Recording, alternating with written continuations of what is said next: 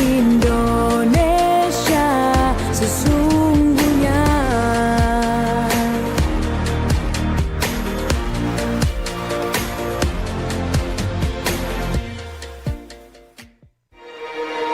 Bersatulah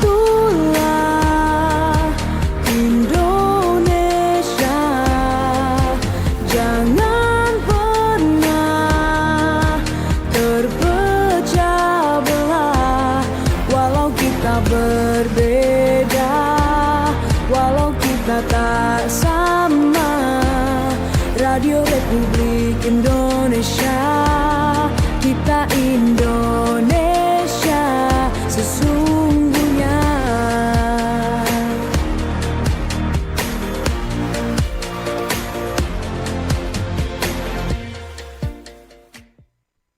Baik, selamat sore untuk Anda pendengar Radio Republik Indonesia dan juga pemirsa RRI. Senang sekali kami kembali hadir menyapa Anda untuk Ruang Mitra kali ini. Dialog interaktif bersama dengan Kementerian Kependudukan dan Pembangunan Keluarga atau BKKBN RI yang sudah hadir juga bersama-sama dengan kami saat ini untuk Ruang Mitra.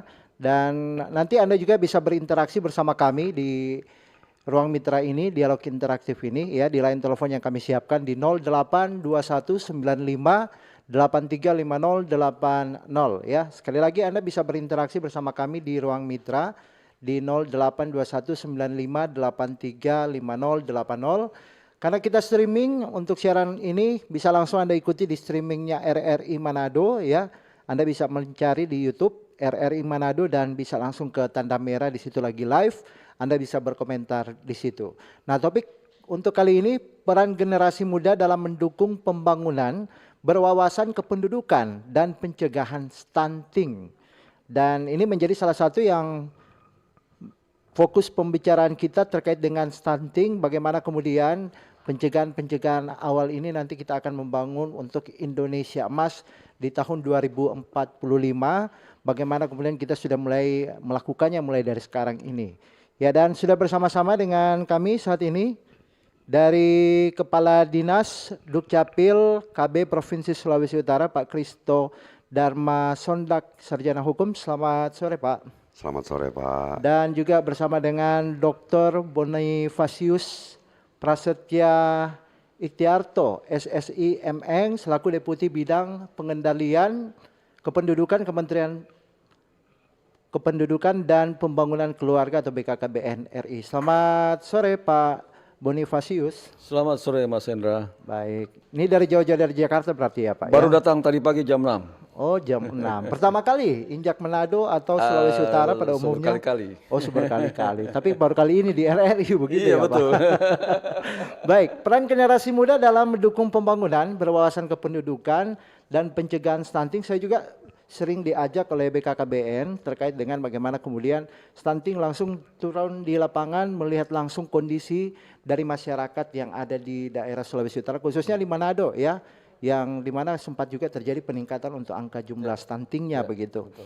Nah, saya ke Pak Deputi dulu, Pak Bonifasius. Pak, melihat pada kondisi sekarang seperti apa sebenarnya di daerah Sulawesi Utara sampai kita ambil peran generasi muda dalam mendukung pembangunan ini dan berwawasan kependudukan menjadi topik utama kita kali ini, Pak. Silakan dulu. Ya, baik, terima kasih Mas Hendra. Jadi kalau kita bicara stunting sebenarnya walaupun angka nasional berdasarkan dengan survei status gizi Indonesia SSGI itu angka kita sudah turun di bawah 20%. Jadi syarat stunting bagi negara-negara dunia itu berdasarkan dengan WHO itu World Health Organization itu 20%. Kita sudah di angka 19,7% tahun 2024. Artinya sebenarnya sudah di bawah 20%. Sudah bagus sebenarnya. Tapi tentunya harapannya ya stunting ini kalau bisa hilang. Jangan ada di Indonesia ini. Karena itu akan mengancam generasi kita ke depannya. Nah, kalau kita melihat di Sulawesi Utara sebenarnya ada ada kabupaten kota yang naik, ada yang turun begitu ya. Artinya sebenarnya stunting ini harus dilihat dalam dua hal. Satu, bagaimana kita menurunkan yang sudah ada. Yang satu lagi adalah bagaimana melakukan pencegahannya. Sehingga tidak seperti roller coaster. Ketika tiba-tiba turun, kok besoknya naik lagi, gitu. Yang ini sudah kita turunkan, tiba-tiba muncul lagi tahun depan karena kita tidak jaga pencegahannya. Nah, pencegahan ini menjadi bagian penting. Kenapa? Kalau kita lihat angka pernikahan usia anak, atau pernikahan usia dini di Provinsi Sulawesi Utara ini memang juga beragam berdasarkan kabupaten kota, itu relatif tinggi. Ini artinya apa? Usia yang sebenarnya belum menikah, belum boleh menikah karena dari sisi fisiknya dia belum siap, ya. Ini mereka menikah misalkan karena problemnya adalah masalah kecelakaan, misalkan bad accident seperti itu. Nah kalau seperti ini artinya apa? Karena fisiknya belum siap, dia menikah karena kecelakaan tadi, berarti kan sudah hamil. Tapi sebenarnya dia belum siap hamil. Nah ini potensi munculnya stunting baru. Ini akibat dari kenakalan remaja begitu juga ya Pak? Ya, Artinya. jadi macam-macam. Ada kenakalan remaja sudah pasti. Ada kaitannya dengan ketidakharmonisan keluarga broken home. Artinya anak-anak tidak ada yang mengontrol dari orang tuanya. Mereka mengarah kepada pernikahan pergaulan bebas dan akhirnya pernikahan usia dini tersebut seperti itu. Itu kalau mujur-mujuran dia pernikahan dini ya Pak Ya. ya? Artinya dia melakukan perikatan dalam bentuk perkawinan. Betul, Tapi kalau betul. tidak bagaimana coba? Kalau tidak tuh artinya ya macam-macam ya. Macam-macam tuh artinya kalau seandainya dia tidak hamil berarti tidak dinikahkan kan gitu kan ya. Nah ketika dia tidak hamil tapi kan sudah melakukan pernikahan usia sudah melakukan pergaulan bebas, itu juga ancaman bagi kesehatan reproduksinya. Oke. Karena belum siap tadi saya katakan belum siap untuk melakukan hubungan seksual belum siap, dari sisi alat reproduksinya belum siap. Nah problemnya adalah anak-anak kita ini remaja-remaja ini nggak paham. Gitu loh. Betul. SMP SMA nggak paham. Padahal kalau dia sudah menstruasi, sekarang anak SD pun sudah menstruasi. Itu sebenarnya potensi dia kalau dia dibuai oleh sperma menjadi hamil. Tapi dia belum siap, rahimnya belum kuat. Gitu. Kalau saya kembali ke potensi untuk pernikahan dini ini ya Pak ya. Ya. Di kategori apa? Apalagi kan kalau kita melihat pada segi kapitalisasi yang rencananya untuk pembangunan di tahun yang akan datang ya. Betul. Dilihat dari perkembangan untuk pencegahan stunting dari tahun sekarang ini. Ya. Begitu. Di usia-usia berapa Pak yang paling rentan sekarang ini, apakah kategori SMP, SMA atau dalam perkuliahan begitu? Kalau yang sekarang ini justru yang paling rentan itu SMP SMA. Oh. Bukan pada saat kuliah. Lain lagi kalau kuliah agak kategori dewasa. Iya, sudah kalau masuk ya? sudah mulai dewasa, sudah mulai berpikir ke depan lagi, dia harus lulus kuliah, dia harus bekerja. Tapi kalau yang SMP SMA ini sangat rentan sekali. Mereka belum siap secara mental. Gitu, fisiknya belum siap, mentalnya belum siap. Kalau sudah di atas 21 tahun perempuan itu sudah siap sebenarnya secara fisik. Usia kuliah sebenarnya sudah siap. Untuk dia menikah, untuk dia hamil sudah siap begitu. Mentalnya juga relatif lebih baik dibandingkan masih anak-anak SMP SMA yang masih butuh pendampingan orang tua, guru dan yang orang dewasa begitu. Saya mungkin lebih condong kepada dunia pendidikan begitu ya. Ada yang sifatnya pendidikan dalam hal ini sekolah favorit yang artinya pendidikannya ini memang di situ lembaga pendidikan, penerapan kurikulumnya dan lain sebagainya itu bahkan mungkin ekstrakurikulernya ini lebih menjamin kepada pendidikan moral anak yang sifatnya berbeda dengan sekolah-sekolah yang bukan kita mengkategorikan atau menyampingkan ya. Sifatnya mereka sekolah-sekolah yang biasa-biasa saja dengan sekolah unggul atau favorit begitu. Kualitas SDM para siswa di situ agak sedikit berbeda. Apakah yang condongnya di sini pernikahan dini terjadi pada yang sifatnya populer atau yang tidak populer begitu? Ya, tentunya kita harus melihat berdasarkan dengan data ya. Jadi kita harus saya tidak mengatakan sekolah yang tidak populer itu masuk kategorinya masuk kategori yang rentan atau rawan terhadap pernikahan usia anak dan yang sekolah favorit tidak gitu. Harus kita lihat datanya. Tapi pada prinsipnya begini, dimanapun semua rentan kami anggap, mau sekolah favorit mau sekolah tidak favorit. Ya, karena ini serangan informasi, media informasi ini kan sangat kencang. Iya betul. Kalau tidak dijaga dengan baik, ya dijaga itu bukan berarti di sekolah saja. Sekolah favorit dijaga di sekolahnya. Begitu keluar kita nggak tahu apa yang terjadi, gitu kan ya. Nah kami sebenarnya punya program yang namanya sekolah siaga kependudukan.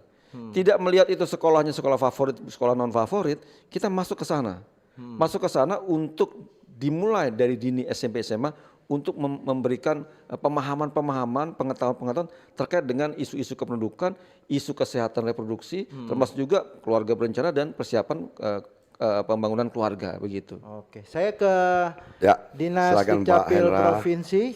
Pak Kristo, di Sulawesi Utara seperti apa ini perkembangan dari stunting dan kalau tadi ada upaya langsung dilakukan oleh kementerian begitu ya, dari pusat sampai dengan ke daerah di Sulawesi Utara, pasti dampaknya luar biasa begitu. Dan stunting ini di Sulut seperti apa? Kota Manado sudah ada mulai nampak.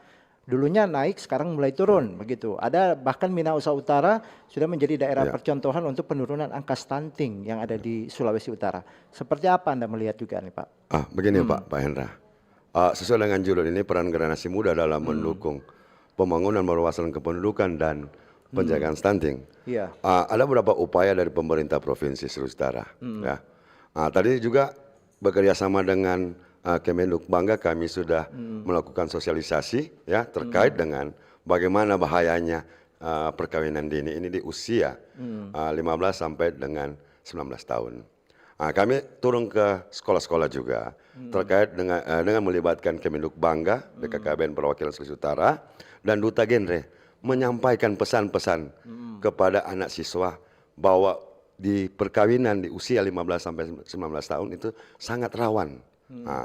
Dengan upaya ini tentunya kita meminimalisir, dan ingat angka kelahiran di Sulawesi Utara pada usia 15 sampai dengan 19 tahun itu sangat tinggi. Sangat tinggi. Dari 1.000 perempuan ada 39 yang melahirkan. Ini tanda awas kepada kita. Ini yang jadi PR bagi kita, dan sehingga dengan dasar itu kami bersama-sama dengan pemerintah pusat, kalau di daerah tentunya adalah Kemenhub Bangga atau BKKBN. Kami sekarang lagi giat atau secara masif melakukan sosialisasi. Di samping itu juga ada upaya dari pemerintah Provinsi Sulawesi Utara. Kalau di kementerian dikenal dengan genting. Kalau kami Pak, kemarin ya waktu memperingati Hari Keluarga Nasional, kami sudah canangkan aksi Mapalus Cegah Stunting. Artinya apa itu Pak? Ya, bersama-sama begitu. Jadi ada pemberian nutrisi kepada keluarga resiko stunting, khususnya bagi balita yang di 2 tahun itu, Mbak Duta.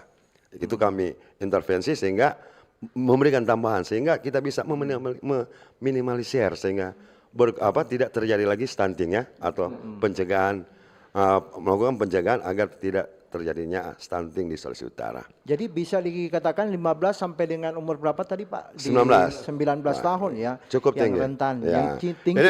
Ini mungkin menjawab apa yang disampaikan oleh Pak Deputi, mungkin ini juga pengaruh medsos itu sangat kuat. Sehingga Jejaring sosial, jejaring manusia juga di situ. ya. Artinya saling kenal mengenal begitu yang dari tadi. Sehingga terjadi kenal. proses itu. Betul. Proses pertemanan dan akhirnya berdampak ke Pergaulan bebasnya di situ. Baik. Nah, kalau dilihat dari kondisinya sebenarnya Pak, yang rentan ini apa di kota besar atau di kota kecil sifatnya kabupaten saja, atau di Manado kan di sini ada 3 kota ya, yang lebih 4 kota, Bitung, Tomohon, Manado, kota-kota Mobagu begitu. Ini ada 4 kota yang cukup, artinya tingkat produksi masyarakatnya di situ juga atau pergaulannya juga yang lebih sedikit bebas itu lebih nampak sekali di sini. Apakah dari daerah kota-kota ini atau justru paling banyak yang di daerah sekarang lagi, Pak, kabupaten? tidak melihat kabupaten atau kota karena medsos ini Pak. Medsos ini sangat berpengaruh. Itu mungkin dampak negatif ya. Iya, betul. Dampak negatif dengan adanya medsos yang serba wah saat ini ya. Jadi tidak melihat lagi kota maju atau kota yang bergema atau apa ya, kabupaten tidak lagi. Baik. Ya. Oke. Saya ke Pak Deputi, Pak Boni. Ini kan artinya kita melihat pada perkembangan zaman ya. Anak-anak inilah yang membuat zaman ini semakin lebih modern dari penggunaan gadget dan penguasaan mereka terkait dengan telekomunikasi dan juga informasi komunikasi di ponsel mereka masing-masing. Apa memang sebenarnya kalau kita melihat pada kondisi pernikahan ini, apa sebabnya memang utamanya pada medsos atau teknologi atau sifatnya dari pergaulan lingkungan sekolah juga turut mempengaruhi begitu Pak? Ya, lingkungan sekolah juga sudah jelas ya. Tadi makanya ada pertanyaan yang bagus tadi, kalau di yang sekolah populer apakah lebih baik dibandingkan dengan yang non populer? Ya memang kalau sekolah yang populer, sekolah unggulan itu lebih disiplin, lebih terjaga. Jadi ketika mereka tetap mempunyai akses ke media informasi, media sosial, dua-duanya punya akses yang sama, yang sekolah populer, sekolah unggulan mungkin lebih bisa terbentengi. Sementara di sekolah unggulan mungkin bisa langsung masuk begitu saja. Nah, oleh karena itu kami memasukkanlah di situ sekolah siaga kependudukan tadi. Jadi tidak melihat populer maupun tidak populer, termasuk juga tadi disebutkan ada duta generasi berencana atau genre. Nah, genre ini memang adalah duta-duta yang kami pilih untuk mereka betul-betul sebagai role, sebagai contoh.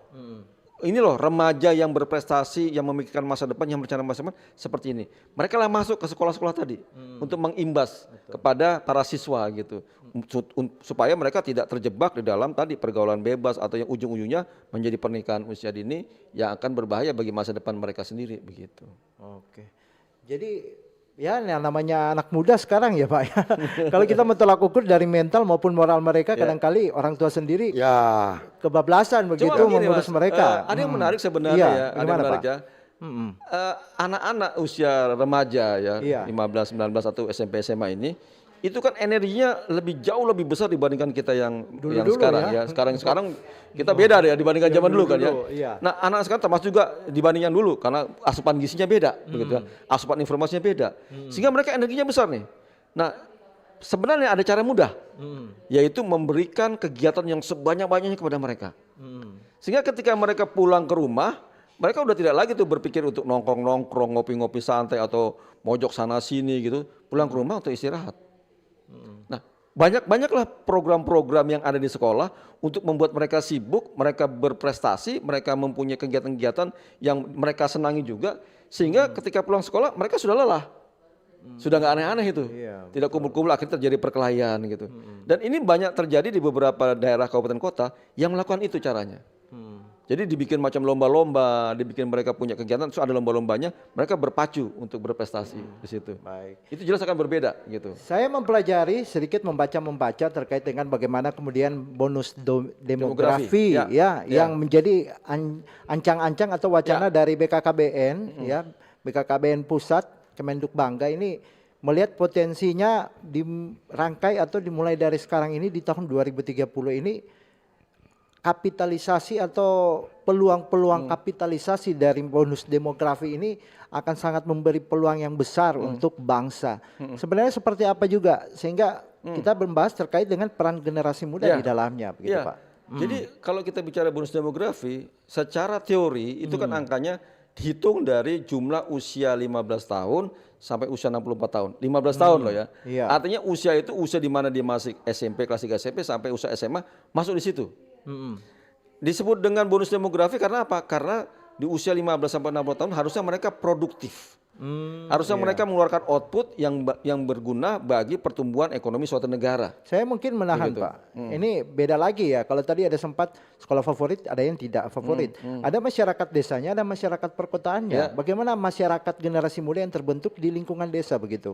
Yang perkembangannya itu berbeda dengan orang perkotaan. Ya, Bisa kalau sekarang jelas agak gapnya agak sedikit mendekat. Iya. Tadi lagi-lagi ya media informasi, mau di desa mau di kota agak mendekat. Iya. Enggak terlalu jauh bedanya karena media informasi sama saja.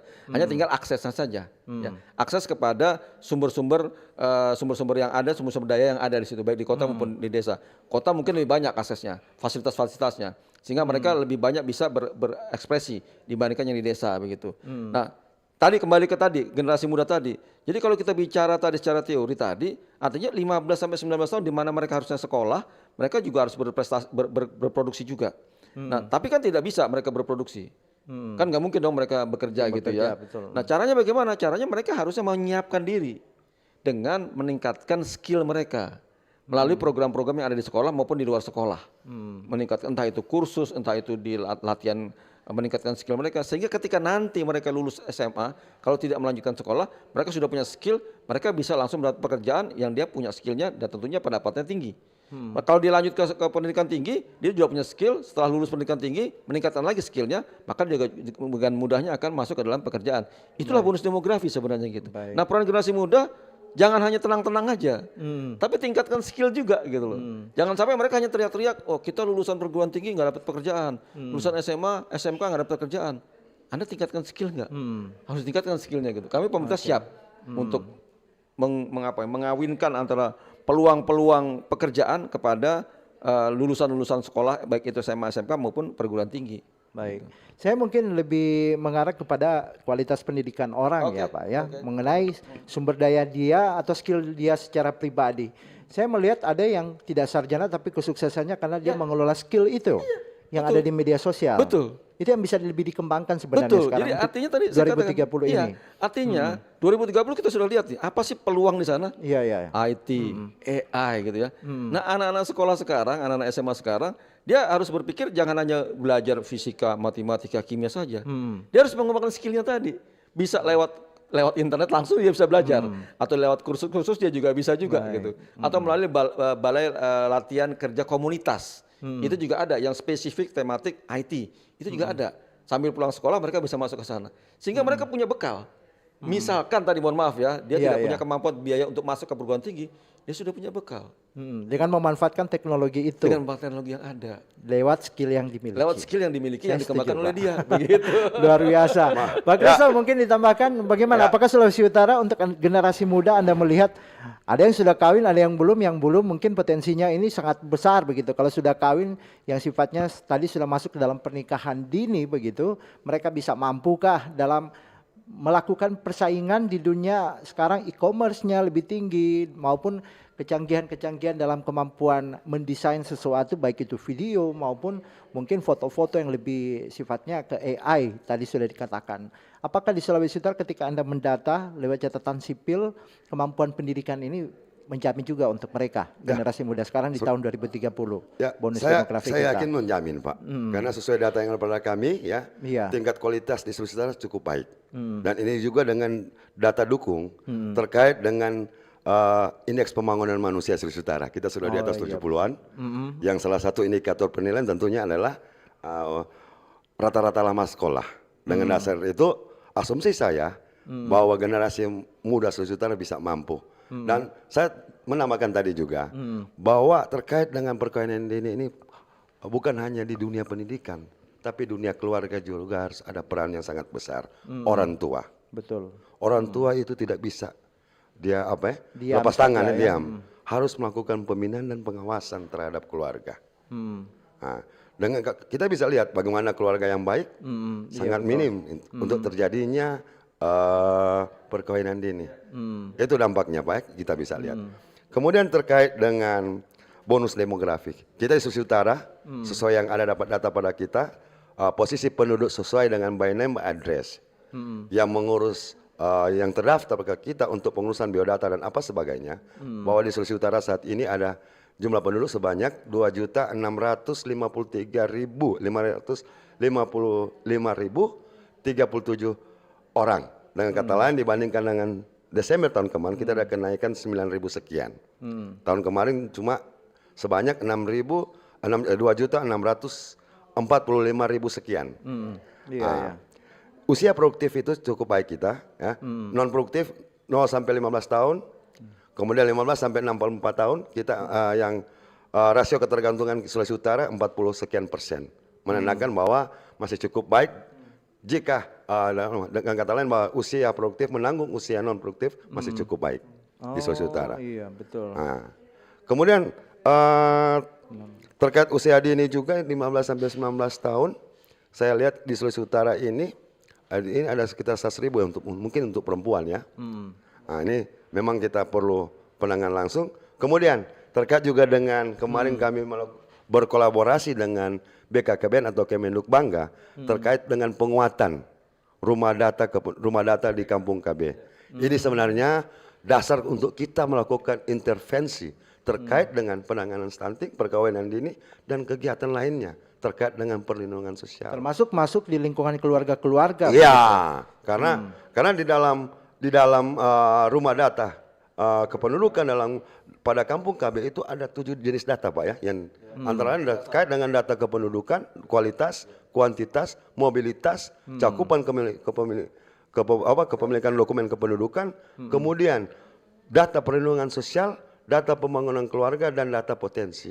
Untuk intervensi sesuatu kegiatan kita gunakan data itu, saya yakin bahwa penanganan perlindungan sosial akan tepat sasaran. Itu data sangat dibutuhkan. Kalau tadi kita mengambil topik terkait dengan peran Ya, generasi itu juga. muda. Data generasi muda juga ada di situ, Pak. Oh, lengkap. iya masuk. Lengkap dalam rumah data. Nah, mungkin akan ditambahkan. Silakan Jadi Pak. Iya, Pak data-data Kristo. dasar kependudukan itu sampai ke level desa dan kelurahan, di mana data itu sampai kelompok umur. Oh, Jadi tingkat tidak keluarga, lingkup keluarga ya. lingkup desa di mana itu sampai level individu bukan hanya Iya, keluarga. iya. Sampai individu. Jadi satu keluarga ini punya anak berapa, umurnya berapa, itu tersiapkan dalam rumah data kependudukan begitu. Di cover kalau misalnya mereka ada butuh bantuan atau Ya, apa. Iya, untuk berdasarkan intervensi, data. untuk intervensi, intervensi. intervensi begitu. Oke. Itu dibantu oleh teman-teman dari Dukcapil tentunya, karena data-data registrasi kan menjadi bagian input daripada data yang kami punya di Rumah Data Kependudukan. Ya. Baru Pak Hendra saya tambahkan. Ya, silakan, Pak. Saya tambahkan juga terkait dengan profil perkembangan kependudukan kami sudah buat setiap tahun. Dan apa yang juga disampaikan oleh Pak Dirjen, Pak Deputi, bahwa kami ada data dari usia sekian, usia sekian, dan apa yang harus diintervensi. Data tahun 2024 kami sudah buat terkait dengan profil perkembangan kependudukan di Provinsi Sulawesi Utara. Baik. Ditahan dulu Pak, Ya. kita akan break sejenak.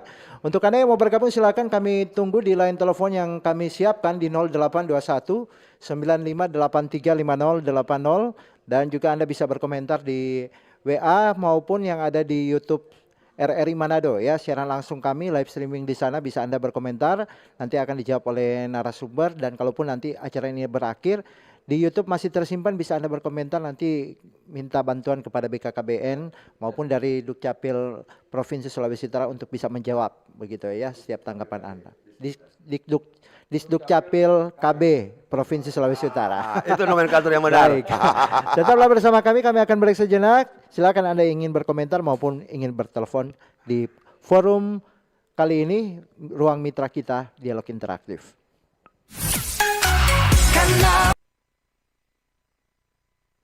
informasi dan inspirasi Satu.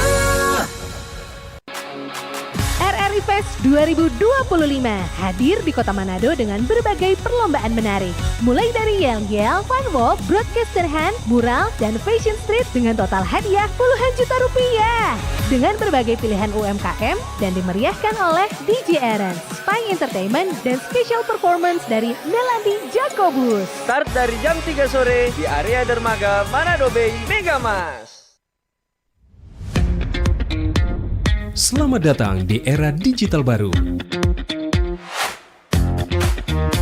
RRI News kini hadir di genggaman Anda dengan aplikasi mobile terbaru. Temukan berita online terkini, cepat, dan terpercaya langsung dari perangkat Anda dengan fitur pembaruan berita real time dari aplikasi mobile RRI News. Anda tak akan pernah ketinggalan informasi. Nikmati kemudahan akses berita nasional dan internasional, berita terpopuler, dan video berita terbaru kapan saja dan di mana saja. Dilengkapi dengan teknologi terkini, aplikasi mobile RRI News memberikan pengalaman membaca yang lebih baik. Dapatkan notifikasi berita penting langsung di layar ponsel Anda. Jelajahi kategori berita yang Anda minati, mulai dari politik, ekonomi, budaya, hingga olahraga. Anda juga bisa berbagi berita penting kepada teman dan keluarga melalui media sosial dan aplikasi pesan, menjaga Anda tetap terhubung dengan dunia di sekitar Anda. Memiliki jaringan lebih dari 80 microsite tersebar dari Sabang sampai Merauke, serta memiliki tren pembaca yang semakin meningkat. RRI News menghadirkan liputan berita terlengkap dan terkini dari seluruh Indonesia. Unduh sekarang di Google Play dan App Store aplikasi mobile RRI News, membawa dunia ke dalam genggaman Anda. Aplikasi mobile RRI News, berita terkini dan terpercaya dalam genggaman Anda. Kanal informasi dan inspirasi Satu.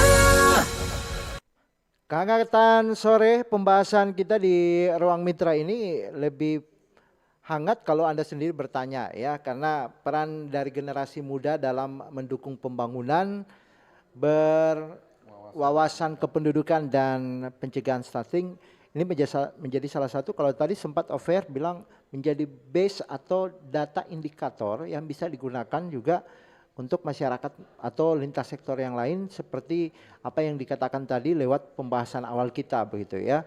Anda sudah bisa berinteraksi bersama kami di line telepon yang kami siapkan di 0821 95835080 ataupun Anda bisa langsung di komentar tanggapannya di live streaming RRI Manado yang sementara live sekarang ini ya. Dan sudah ada yang bergabung? Belum, kami baca dulu untuk yang sudah berkomentar.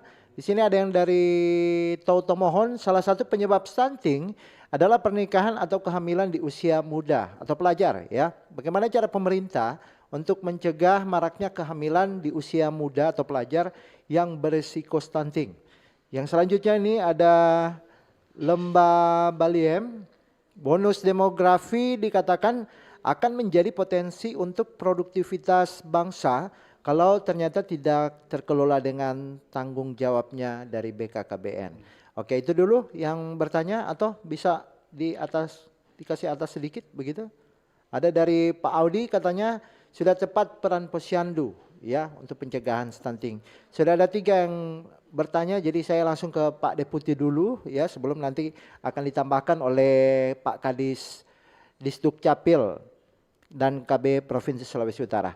Pak Ya, Boni, silakan baik. Pak Deputi. Baik, saya akan mencoba menjawab yang paling krusial, yang paling bawah ya. Bonus demografi dikatakan menjadi potensi terbesar bangsa. Kalau tidak berhasil dengan baik, tentunya ada tanggung jawab BKKBN. Sebenarnya bukan tanggung jawab BKKBN, tanggung jawab kita semua. Oh. Nah, kenapa tanggung jawab kita semua? Iya, Ini menjadi iya. bagian penting begini. Ini juga pembelajaran juga buat kita Iya, semua iya. ya. Pembangunan itu adalah yang sekarang paradigma pembangunan itu pembangunan yang berfokus kepada manusia. Bukan infrastruktur Bukan lagi infrastruktur ya. lagi kepada manusia. Artinya apa? Pembangunan itu yang akan menikmati hasilnya adalah manusia. Satu, manusia sebagai objek dari pembangunan. Kalau pembangunan tidak berhasil, tidak ada benefitnya kepada manusia, berarti tidak berhasil.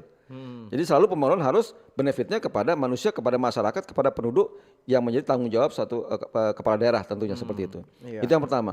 Tapi tidak aja manusia sebagai objek, tapi manusia juga sebagai subjek pembangunan. Artinya keberhasilan pembangunan tidak terlepas dari manusia sebagai pelaku dari pembangunan. Nah, kalau kita bicara pelaku, bukan pemerintah. Nah, Ya ini itu nih dia. pentingnya di sini nih. Jadi kalau Gitu kita bisa ya. berhasil tidak berhasil, bukan pemerintah, tapi pemerintah dan masyarakat. Masyarakat. Partisipasi masyarakat menjadi penting. Tidak ada artinya kita sudah gembar-gembor berbagai macam cara pencegahan usia pernikahan anak, tapi orang tua tidak menjaga anaknya sendiri. Gitu oke, kan. paham, Pak. Tapi Jadi anak-anak paham. juga dibiarkan begitu saja, anak-anak juga tidak bertanggung jawab terhadap dirinya sendiri. Betul. Gitu ya. Jadi kalau kita bicara bonus demografi akan tercapai, kita sudah siapkan skemanya. Kita sudah siapkan sekarang Kementerian Kependudukan dan Keluarga punya yang namanya peta jalan pembangunan kependudukan. Nah, ini sudah kita kita padukan dengan RPJMD yang ada di seluruh provinsi, kabupaten, kota. Sehingga kita punya 30 indikator, yang mana 30 indikator itu memastikan bahwa bonus demografi kita akan berhasil kalau target-target yang ada 30 indikator itu bisa dicapai. Dicapai oleh siapa? Dicapai oleh setiap kabupaten dan kota. Begitu. Itu disertifikat plafonnya. Dan saya melihat Sulawesi Utara salah satu contoh termasuk yang menjadi contoh. Nanti akan diberikan percontohan. Kenapa? Dari 30 indikator itu semua masuk di dalam RPJMD-nya dalam Memenuhi rancangan. kriteria berarti. Iya. Artinya apa? Artinya sekarang tinggal bagaimana rencana aksinya. Berarti sudah ada niat dari gubernur, dari wakil gubernur, itu sudah niat Iya. bahwa pembangunannya berfokus kepada penduduk. Gitu. Penduduk sebagai objek keberhasilan pembangunan oleh gubernur dan wakil gubernur.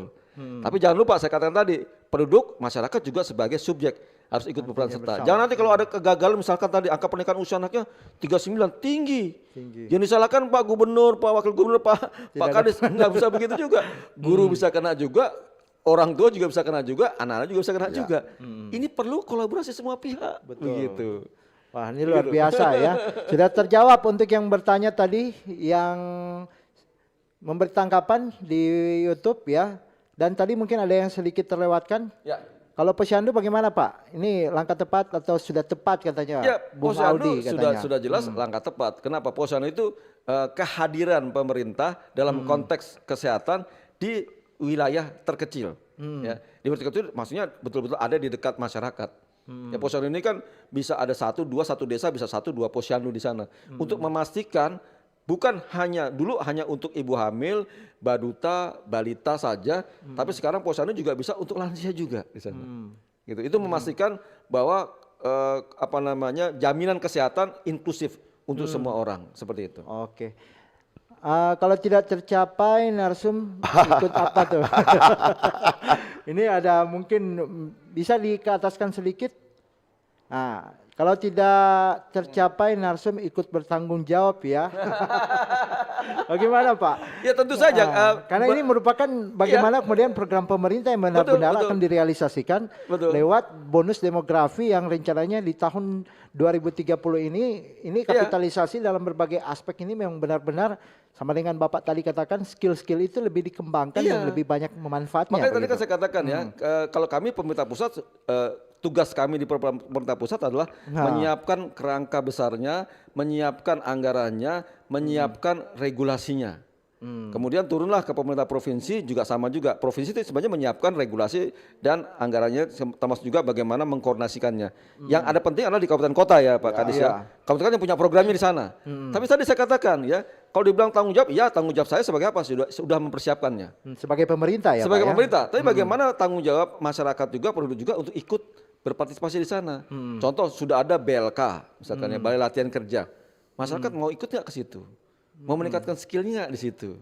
Kan begitu. Jangan sampai nanti ketika tidak berhasil, pengangguran meningkat, kembali kepada pemerintah lagi. Saya mungkin lebih condongnya begini, BKKBN mempunyai program yang sangat baik melihat pada potensi-potensi ini begitu ya. Bagaimana kemudian bonus demografi ini menjadi peluang untuk Indonesia, jaga juga untuk 2045 kita ini Indonesia Emas ya, tahun Indonesia Emas. Nah kalau kita melihat pada peluang-peluang ini sebenarnya pada masyarakat umumnya lebih membutuhkan apa sebenarnya Pak? Apa hanya kemampuan skill ya? Saya juga kemampuan skill tanpa pemerintah saya belajar sendiri bisa jadi kok tanpa ada pelatihan-pelatihan. Sementara BKKBN melakukan program yang bagus, tapi instansi atau lembaga lainnya tidak seiring atau sejalan dengan BKKBN akan menjadi kendala. Seperti apa yang menjadi solusinya itu Pak? Makanya tadi kan saya katakan kita sudah punya peta jalan tadi. Ini sebenarnya solusi. Roadmap-nya kenapa? Roadmap. Jadi ada roadmapnya yang mana itu sudah kita masukkan ke dalam rencana kerja yang ada di pemerintah provinsi maupun kabupaten kota. Kenapa? Karena kalau tadi dikatakan, wah jangan hanya pidato, jangan hanya menyampaikan sosialisasi, ya program itu memang ada di kabupaten kota. Kita di sini menyiapkan tadi saya katakan, mendampingi pemerintah provinsi, kabupaten kota mendampingi pemerintah kabupaten kota menyiapkan rencana-rencana aksinya. Nah, ketika nanti ada kekurangan-kekurangan, kita ikut turut membantu di sana, begitu. Nah, inilah bagaimana kita kolaborasi ini menjadi bagian penting, ya, sehingga program yang ada itu bukan omong-omong aja, bukan hanya pidato saja, tapi kita udah ada roadmapnya tahun ini mau berapa, tahun ini penurunan target pernikahan usia anak mau berapa, apa yang dilakukan usahanya untuk mencegah pernikahan usia anak di Kabupaten Tomohon misalkan, di Kota Tomohon misalkan, atau di Kota Manado, apa yang dilakukan di sana. Nanti kita sama-sama melakukan pengecekan itu, begitu. Aksinya akan kelihatan begitu ya, ketika sudah bersuara di RRI, programnya juga sudah mulai disampaikan dan nanti masyarakat akan menerima langsung aksinya atau dampaknya yang akan terjadi di lingkungan kita. Ada yang bergabung di sini di WA. Dari Ibu Aprili di Kombos, di Manado dan Sulut, angka kelahiran pada kelompok usia sekolah cukup tinggi dan cukup rentan bagi calon ibu muda masuk keluarga berisiko stunting. Nah, pertanyaan saya, apa langkah pemerintah dalam menekan angka kelahiran di kelompok usia remaja yang berisiko stunting? Saya ke Pak Kadis dulu, Pak Kadis. Sehubungan dengan ini bertanya langsung di daerah Sulawesi Utara, ya. Silakan Pak. Baik, terima kasih. Adapun langkah pemerintah Sulawesi Utara terkait dengan permasalahan ini juga langkah pemerintah pusat juga yang diterapkan di tingkat daerah. Karena kita tidak bisa Pak. Kita saling terintegrasi. Betul. Dalam satu kerangka NKRI. Betul sekali. Apalagi kan visi kita nyambung Pak ya. Tidak bisa berdiri sendiri. Nyambung tentunya dari Astacita. Kemudian di provinsi, kemudian di kabupaten kota. Terkait dengan hal itu Pak. Langkah pemerintah pertama tentunya program generasi berencana, genre itu. Ini terkait dengan edukasi tentang perencanaan kehidupan, berkeluarga, usia ideal menikah dan kesehatan reproduksi. Nah ini. Kemudian yang kedua penyuluhan di sekolah tentang resiko kehamilan dini. Nah, ini antara lain terkait dengan komplikasi medis, kemudian putus sekolah dan stunting. Kemudian meningkatkan literasi seksual dan kesehatan reproduksi melalui kurikulum dan media digital. Ini upaya pemerintah yang sementara dilaksanakan. Kemudian ada layanan kesehatan reproduksi remaja.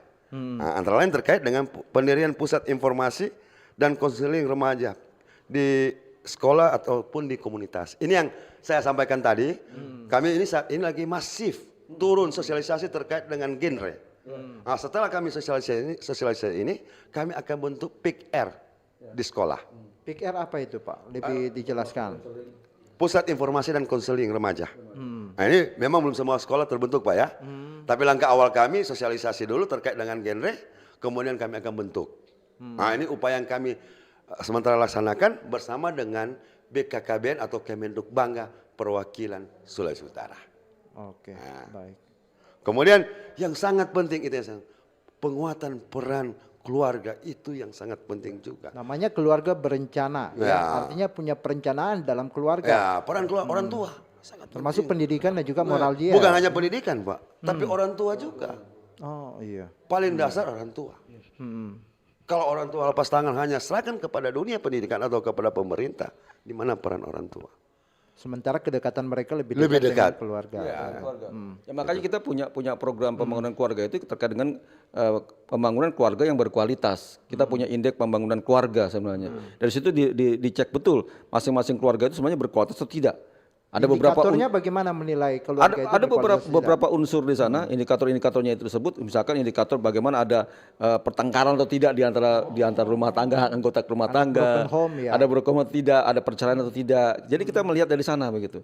Nah, ketika itu angkanya tinggi berarti ada sesuatu dengan keluarga ini. Dan itu tentunya akan mengancam anak-anaknya yang ada di dalam keluarga tersebut begitu. Oke, di situ dilihat kualitas keluarganya. Betul, Baik. iya. Ditambahkan lagi Pak terkait dengan bagaimana kemudian tadi dikatakan pada kelompok usia cukup tinggi rentan ini kelompok usia. Jadi 15 sampai 19 tahun, Pak. 15 sampai 19 tahun.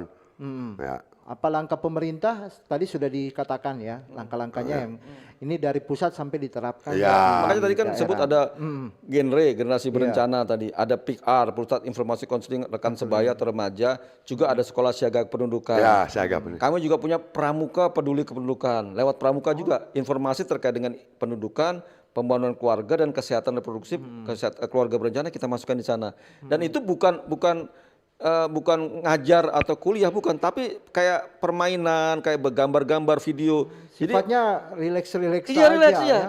Jadi mereka tertarik, bukan kayak cuma satu arah kayak ngajar di sekolah gitu kan, ini sama aja kayak guru masuk lagi Ya, begitu. sama sosialisasi yang sifatnya terlalu birokrasi Terlalu begitu birokrasi. ya. Ya, Pak. ini juga sama sosialisasi genre. Iya. Yang sampaikan bukan kami. Iya, Tapi anak-anak. anak-anak duta genre. Kita genre. Sebaya. Iya. Jadi mereka sendiri yang Mereka melibatkan sendiri. ya. Oke. Jadi SSK, genre, peduli kependudukan, kemudian ada pramuka peduli kependudukan, itu bukan kami. Kecuali PIKR, Pak ya. Kecuali PIKR. Pikir juga bisa Pak, mereka. Bisa, tapi kan di bawah binaan Ya, dari ada psikolog yang masuk ke sana. gitu. Ini sudah banyak, Pak. Sudah Kenapa banyak sekarang upaya dari diterapkan Pak, sementara dulu-dulunya tidak. Pak Hendra. Iya. Ini sudah banyak upaya pemerintah yang dilakukan. Sudah banyak. Oke, betul Ya. sekali. Kenapa Pak? Ini baru diterapkan sekarang. Sebenarnya, Seumuran kita dengan Bapak Ya, kalau tidak semua kalau diterapkan. dulu problemnya itu memang kita fokus bagaimana kita menjaga jumlah penduduk yang besar. Iya. Zaman dulu kan anak satu keluarga 5, 6, 7 gitu kan. Jadi fokus kita ke sana. Nah, sekarang itu sudah terjaga. Di angka Pengendalian penduduknya ini pengendalian penduduk sudah terjaga dijaga. di 2,1. Artinya satu keluarga rata-rata anaknya 2, ada juga yang 3. Nah, sekarang problemnya apa? Problemnya bagaimana meningkatkan kualitasnya. Kualitas dari keluarganya, kualitas dari individunya, termasuk Iya, iya. remajanya, termasuk juga baduta, balitanya untuk kita jaga. Kita tingkatkan kualitasnya begitu. Oke, baik. Ditambahkan, Bisa saya Pak. bisa tambah, Silakan, Pak Hendra. Silakan, Nah, ini Pak. tren yang ada di Sulawesi Utara saya lihat unik, Pak. Iya, kondisinya bagaimana nih? Gini, Pak. Kalau tidak kena di usia kelahiran di usia 15 sampai 19 tahun, Iya. pasti yang bersangkutan itu akan tunda perkawinannya. Bisa melewati. Karena sesuai data yang ada pada kami, angka kelahiran total di Sulawesi Utara itu 2,06. Sangat rawan. Dan tahun kemarin, tren pertumbuhan, laju pertumbuhan penduduk Sulawesi Utara bukan positif, tapi negatif, 0,05. Baik. Ini kita bisa lihat. Dan nampaknya kita bisa lihat sekarang. Pergerakannya itu mulai nampak. Nampak. sebenarnya Contoh sekarang, banyak sekolah dasar sekarang tidak ada lagi murid. Itu yang terjadi di Sulawesi Utara. Bahkan saat sekarang, sesuai yang kami dapatkan informasi, banyak SMA, sekolah menengah atas itu, tidak ada yang mendaftar. Tidak ada siswa lagi. Baik. Nah ini dampaknya. Karena pertumbuhan penduduk Sulawesi Utara minus. Dan sesuai data juga pada kami, Dukcapil KB, rata-rata anggota keluarga 2,83 di tahun 2024. Menandakan satu keluarga hanya satu anak. Anak. Ini rawan. Rawan. Baik. Kalau tadi di bidang pendidikannya ya maupun di lingkungan keluarga, bagaimana kemudian peran generasi muda juga bagaimana edukasi maupun pendidikan-pendidikan formal yang lainnya baik itu di lingkungan formal, di lingkungan pendidikan maupun di keluarga ini sudah digerakkan oleh BKKBN maupun dari Disdukcapil. Ini saya kembali ke faktor lingkungan nih Pak. ini pencegahan stunting ya. Saya juga bersama dengan Ibu Kepala BKKBN lalu langsung masuk ke daerah-daerah yang sifatnya ini padat penduduknya luar biasa di Ya. Kota Manado, yang sifatnya ini rumahnya berdempet-dempetan, nggak tahu yang depannya toilet, di belakangnya rumah Ya. warga begitu ya, ruang tamu, bahkan ruang tamu dari keluarga atau rumah lain begitu, di depannya toilet dan lain sebagainya. Ini faktor lingkungan nih Pak sebenarnya. Bagaimana fokusnya untuk generasi muda juga lebih memperhatikan situasi lingkungan ya. Kalau kita melihat pada tata kotanya begitu. Ini tadi sama dengan yang saya katakan, di depan rumah saya toilet orang begitu. Artinya kan itu bisa menimbulkan situasi atau lingkungan yang kurang sehat di lingkungan. Bahkan ada selokan-selokan yang sifatnya ini mampet begitu karena aktivitas kepadatan penduduk. Mampet bukan di sei rumah atau di pinggir rumah, tetapi di depan rumah sendiri karena toilet itu berdekatan dengan rumah. Bagaimana itu Pak? Dari saya ke Deputi dulu, nanti dari Dukcapil. Silakan. Ya, kalau kita melihat data memang sudah jelas bahwa untuk Indonesia saja kepadatan penduduk itu adanya di Pulau Sumatera dan Pulau Jawa. 60% ada di sana. Iya. Lalu kemudian kalau kita mirroring sampai ke level kabupaten kota, kepadatan penduduk akan lebih banyak di kota dibandingkan di desa. Iya. Begitu ya. Nah, kalau sudah padat penduduknya sudah pasti akan timbul permasalahan-permasalahan. Lingkungan Termasuk lingkungan, termasuk fasilitas umum ya, sanitasi, air bersih, itu pasti ke sana gitu. Nah, lalu tadi berangkat bicara terkait dengan tata kota. Lalu bagaimana dengan tata kota? Nah, disinilah di dalam peta jalan pendudukan juga ada di sana. roadmapnya. Roadmapnya ada bagaimana kita melakukan distribusi penduduk yang lebih merata, bukan hanya antar provinsi kabupaten kota, tapi di kota. Nah, caranya adalah tentunya bagaimana kita mulai membuat pertumbuhan ekonomi yang ada di desa, sehingga semua tidak harus lari ke kota, gitu. Nah, kalau sudah lari ke kota akan terjadi permasalahan yang tadi. Gitu. Oleh karena itu pemerintah di level kabupaten kota pun dengan adanya PJPK nanti bisa membuat juga tata ruang yang ada di kotanya. Ini optimal penduduk kita ini sebenarnya berapa sih? Oh iya betul. Kan harus dipikirkan. Kalau nggak dipikirkan masuk terus Masuk gitu. terus, Yang tanpa satu kekurangan, dikendalikan lagi. iya satu kekurangan, satu kepenuhan gitu kan ya. Iya betul. Tapi di sini kerjanya ada di kota ini. Nah, kita bisa berbicara nanti bagaimana shifting antara pekerjaan yang ada di kota dengan yang ada di desa atau di kota di kabupaten, begitu. Nah, ini perlu pembicaraan yang bersifat multi sektor. Baik di pusat maupun di level di daerah gitu. Ketika akan membangun industri jangan hanya di kota dong, industri juga ada di kabupaten. Sehingga kabupaten, desa. larinya juga ke desa. Lalu agroindustri juga menjadi bagian penting untuk menciptakan lapangan pekerjaan di desa sehingga mereka tidak harus ke kota gitu. Kalau tidak memang akan susah. Kita bicara di kota yang sudah padat dan dia tinggal di situ, ya salah satu jalan kan memindahkan mereka. Ditata ulang lagi. Mereka mau tidak? Sudah dibangun rumah susun tapi nggak mau tinggal di sana. Gitu contohnya gitu ya, kayak gitu. Banyak akhirnya rumah susun itu Kosong. untuk ditinggali tapi kenyataannya kosong. Kosong, dia sekarang tetap tinggal di tempat yang lama lagi. ini. Iya. Ya, baik. padahal nggak sehat di situ. Begitu. Ini bagian terakhir kita sebelum nanti juga akan ditutup oleh Kadis Capil KB ya, Disduk Capil KB Provinsi Sulawesi Utara. Saya ke Pak Deputi, stunting ini kan sudah dilakukan upaya pencegahan terus yang dilakukan. Permasalahan paling intinya di mana sampai kok ada lagi begitu. Bahkan mungkin di daerah lain sudah turun tapi naik lagi begitu. Permasalahan paling utama ada pada siapa sebenarnya di sini? Permasalahan paling utama sebenarnya lebih kepada kita terlalu fokus pada penanganan stunting bukan pencegahan stunting. Dan satu kata kunci sebenarnya stunting itu tidak akan permasalahan stunting tidak akan selesai. Dia adalah ancaman terus-menerus. Sekali kita lengah dalam melakukan pencegahan seperti tadi pernikahan usia anak gitu ya, pola asuh yang tidak bagus, ada pola asuh anak yang tidak bagus, pasti nanti ujung-ujungnya muncul stunting baru lagi. Jadi makanya ini harus berimbang antara bagaimana kita menurunkan dan juga melakukan pencegahan-pencegahannya begitu. Baik.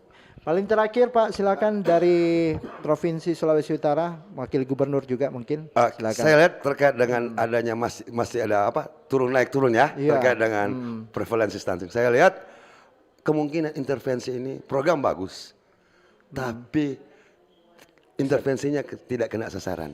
Ini yang perlu diperhatikan oleh pemerintah kabupaten kota. Oke. Sudah bagus program. Karena sesuai data yang kami dapatkan dari BPKP, ada sekian persen yang tidak kena sasaran terkait dengan program percepatan pencegahan penurunan stunting yang dilaksanakan oleh pemerintah. Padahal di desa sudah masuk ke Ya. desa untuk pencegahan Ya, stunting itu juga waktu begitu. kami kemarin waktu lakukan tagging APBD, Iya. itu terungkap. Ada sekian persen yang tidak kena sasaran. Diharapkan ke depan agar kiranya program ini kena sasaran. Kepada siapa yang kita akan intervensi. Nah, itu. Baik. Ini mungkin usul kami kepada teman-teman di kabupaten kota. Nah, supaya kena sasaran terkait dengan intervensi. Percepatan pencegahan penurunan stunting. Baik. Terima kasih. Terima kasih banyak Pak Kepala Dinas dan juga Pak Deputi, Pak Kristo dan juga Pak Boni ya atas waktunya sudah bersama-sama dengan RRI. Terima kasih. Sebenarnya waktu lain juga bisa dong Pak. Bisa. Apalagi, ini Apalagi kalau kita lihat masih membicarakan- banyak pertanyaan-pertanyaan. Sebenarnya memang nanti kita bikin series juga bisa. Karena Iya. tadi saya baru melakukan teaser aja. Ada peta jalan tadi kan baru teaser. Ya. Belum masuk kepada indikator. Dari indikator Indikator. nanti rencana aksinya, Ya. program-programnya gitu. Izin Pak, Dirjen kami sudah buat. Iya. Grand Design Pembangunan Kependudukan. Kependudukan. Tapi minta maaf kami baru sampai tahun 2035. Kami akan menyesuaikan sampai dengan tahun emas 2045. 45. Waduh, luar Nah, itu ada biasa. 30, ada 5 20 pilar, ini. ada 5 Nah. pilar, ada 30 indikator. Indikator yang akan 5 menjadi pilar, upaya. Saya katakan tadi, Sulut sebagai salah satu contoh karena 30 indikatornya masuk sudah. Ya. Masuk Oke. semua, tinggal nanti kita cek rencana aksinya. Gitu. rencana. Jadi kalau ditanya sama teman-teman para pendengar maupun pirsawan di sini, ya kita lihat rencana aksinya nanti. Baik. Jalan nggak gitu. Kalau nggak jalan, mari kita sama-sama lihat apa permasalahannya ketika nggak jalan itu. Cari solusinya Ya, untuk bersama-sama. kita Saya tambahkan Pak, kembangkan Pak lagi. Dirjen. Di samping masuk ke RPJMD, masuk juga kepada Dinas Pengampu terkait dengan indikator. Iya. Kalau kami di Sukcapil KB itu ada berapa? Terkait dengan cakupan. Ya, baru next apa? Migrasi neto. Ada 5 mungkin. 7. Ya. 7. Angka kekayaan total. Baru ASPR yang ASPR 15-19, 7. kemudian MET ini 7, ada Benar, 7. Iya, ada 7. Benar. Itu yang ditunggu oleh masyarakat kita yang ada di Ya, Sulawesi ya. Utara khususnya ya, bagian dari Republik Indonesia. Terima kasih banyak untuk Kemenduk Bangga Terima kasih BKKBN RI, Mas Hendra. Pak Boni, Pak Deputi ya, dan juga Pak Kadis atas waktunya. Siap Pak Hendra yang baik. Kami tunggu informasi-informasi lebih Siap, lanjut siap, begitu ya, Siap Pak. selalu membantu. Intinya di Sukcapil KB pemerintah provinsi siap berkolaborasi dan ini sudah baik sekali.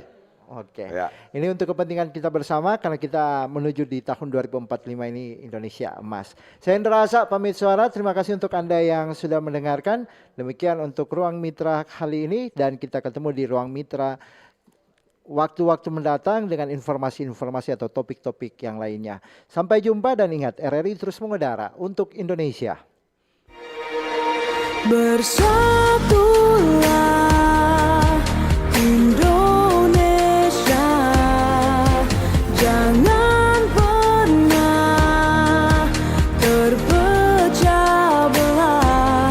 Walau kita berbeda, walau kita tak sama, Radio Republik Indonesia